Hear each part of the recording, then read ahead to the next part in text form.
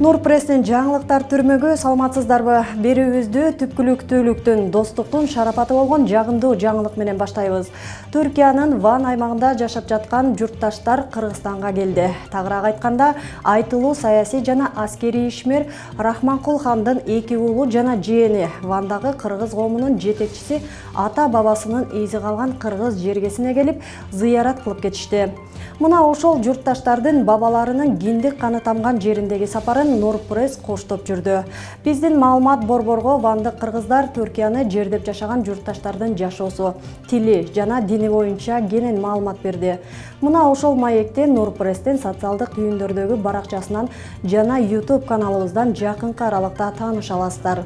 Маекте Рахманкул хандын уулу Түркиядагы жер титирөөдө Кыргызстандын алгачкылардан болуп кол сунуп, жардам бериши жергиликтүү кыргыздарды сыймыктантканын, кыйын учурда түпкүлүгү бир боордоштордун колдоосу сезилерлик болгонун белгиледи.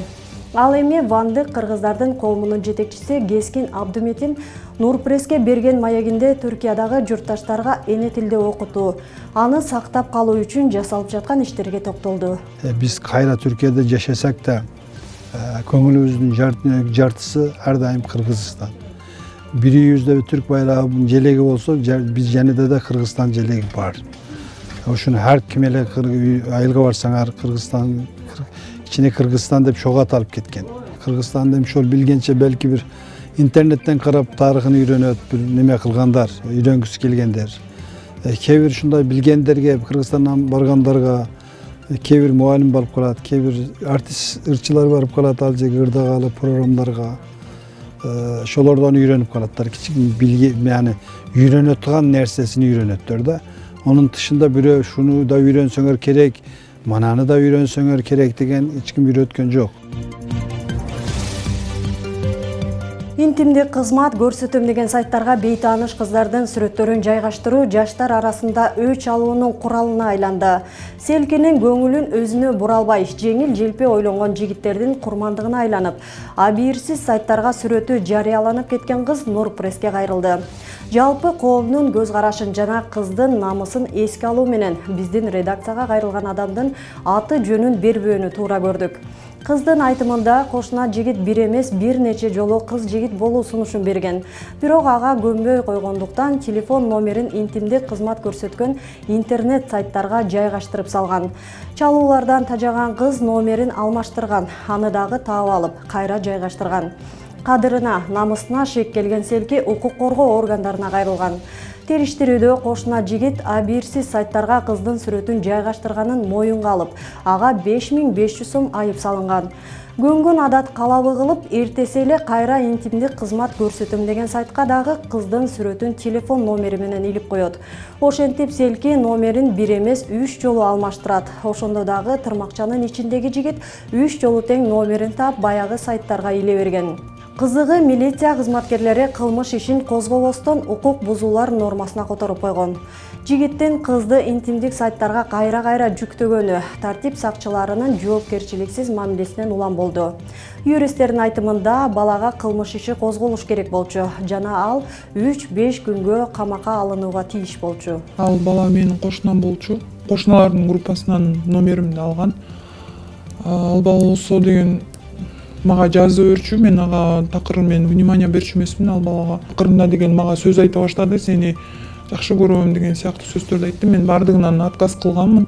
Отказ кылганында деген мага өчөшүп, бул 1 ай мурда уже сайтка киргизген. Ал сайт проституткалардын сайты болгон, кызмат, жыныстык кызмат көрсөтө турган сайт болгон. Азыркы учурда номериңерди деген эч кимге бербегиле.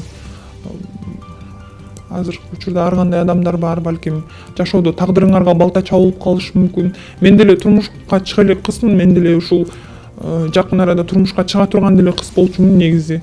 Эгерде мен келечектеги жолдошум билсе, ал кандай акыбалда калат?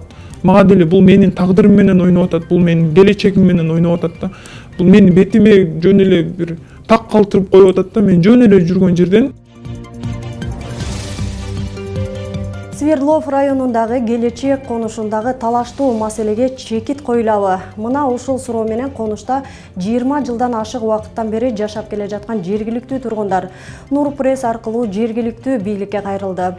Биздин чыгармачыл топ дагы келечектеги маселе менен жеринен таанышып, көйгөйлөр чырмалышкан түйүнгө айланганына күбө болдук. Темага кабарчыбыз токтолот. Анан эме өлсөм 2 метр жерге жатам алдыга кетейин.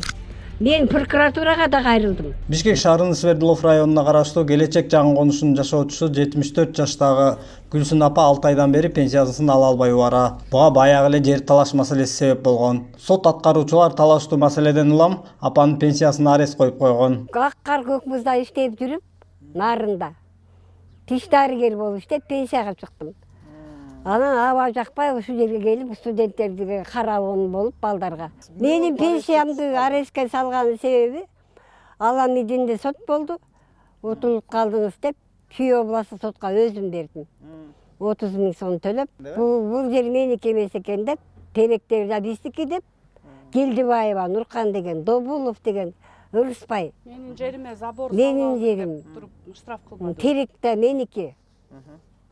Бизди өзүм тиккен теректи, биздики деп сатып атпайбы, кесип. Саттыбы, саткан жок билбейм эч кырса. Гүлсүн апанын айтымында өзүнүн тилкесин 1998-жылы алат. Жанындагы тилкени сатып алуу үчүн жергиликтүү бийликке кайрылат. Бирок ал кызыл сызыкка киргендиктен уруксат берилбейт. Бирок селден өз турак жайын коргоо үчүн ошол бош жерге бак-дарак тигүү сунушун беришкен. Бакты тиккен момундай жооноюп калган теректерди, талдарды алышка мындай сел каптаган үчүн, тамды сел каптаган үчүн МЧСтен келип тоскула биякты бийиктеткиле, силерди суу каптайт деген да. Ошо боюнча эле бак тиккен боюнча эле калганбыз. Деген менен убакыттын өтүшү менен ошол кызыл сызыкка кирди делген жер эмнегедир турак жай салуу үчүн жеке тарапка сатылып, кызыл китеби кошо даярдалганы белгилүү болгон. Абышкам өлүп, кызым өлүп, биз айылда 40 жашында жүрсөк эле кошуна бул жерде келин чалып калды. Эже теректерибизди бирөөлөр кесип атат деп. Баргыла, айткыла, мен өлгөндө жүрөм, ушинтип барам. Андай эле болсо мен баргандан кийин сүйлөшөбүз десем болбой эле биз келсек 10 күн ичинде кесип салыптыр. Тезекбай Шаршамбеков Келечек конушундагы мындай башаламандыкты жакындан билет. Анткени Тезекбай аксакал убагында бул районунун архитектура тармагында эмгектенген. Бүгүнкү күнү соттон сотко өтүп жаткан бул иштин башы Бишкек шаарына караштуу жер кантип Чүйдүн Аламин районуна өтүп кетти деген суроого жооп таппай келет. Карабайсыңбы? Буларда мындай да жогорку кеңештин компенсациясында ишке жабышып алып туруп, мыйзамды бузуп, анан бул жерде Аламин районуна өткөрүп коюп атат да. Келечек конушундагы талаштуу жерлер бу менен эле бүтүп калбайт. Белгисиз себептер менен шаардан районго өтүп кеткен жерлердин дээрлик баары талаштуу экенине күбө болдук.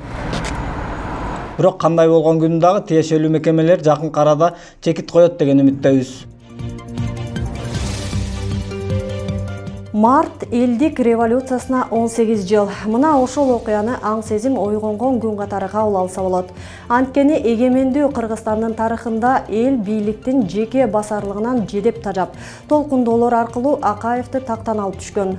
Кыргызстандыктар бийликтин жалгыз булагы эл экенин тарых алдында далилдей алды.